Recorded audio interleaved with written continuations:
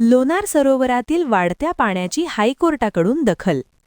न्यायालय मित्राकडून 7 दिवसात रीतसर जनहित याचिका दाखल करण्याचे आदेश. जागतिक खाऱ्या पाण्याचे सरोवर म्हणून प्रसिद्ध असलेल्या लोणार सरोवरातील वाढत्या पाण्याच्या पातळीची हायकोर्टाने दखल घेतली असून स्वतःहून जनहित याचिका दाखल करून घेण्यासंदर्भात आदेशित केले आहे. लोणार सरोवरातील वाढत्या पाण्याबाबत पर्यावरणप्रेमी आणि सरोवर अभ्यासकांकडून चिंता व्यक्त केली जात असल्याचे वृत्त प्रसारित झाले होते. मुख्यतः सप्टेंबर महिन्यापासून वाढत असलेली लोणार सरोवरातील पाण्याची पातळी चिंतेचा विषय ठरत आहे. सरोवर परिसरातील अनेक पुरातन मंदिरं कधी नव्हे ती पाण्याखाली गेली होती.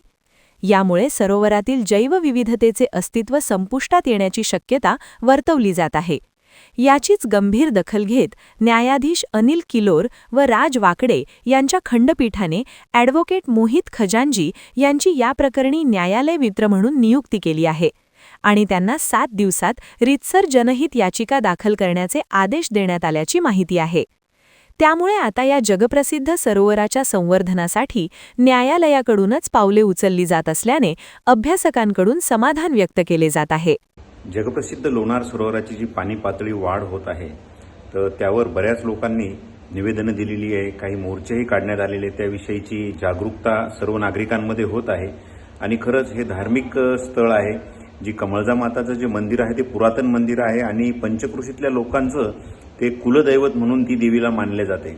परंतु या देवीच्या मंदिरात जे खूप मोठ्या प्रमाणात पाणी शिरले आहे, सरोवराची पाणी पातळी वाढत आहे आणि 20 ते 25 फुटापर्यंत ही पाणी पातळी गेलेली आहे.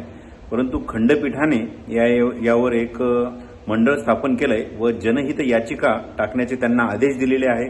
तर आम्हाला त्याचा आनंद आहे की खूप त्यावर तोडगा निघणार आहे. परंतु या तोडगा निघायला जर वेळ लागला तर हे मंदिर पूर्णपणे पाण्याखाली चालले जाईल. कारण न्यायालयीन प्रक्रिया ही खूप मोठी आहे. त्यावर तात्काळ काहीतरी निर्णय घ्यावा व त्या पाण्याची विल्हेवाट लावावी, गोडं पाणी वर लिफ्ट करावं, ही सर्व नागरिकांची इच्छा आहे. आणि तसं झाल्यास आपले मंदिरं वाचतील व निसर्ग व जैवविविधता व्यवस्थित राहील, हीच सर्वांची मागणी आहे.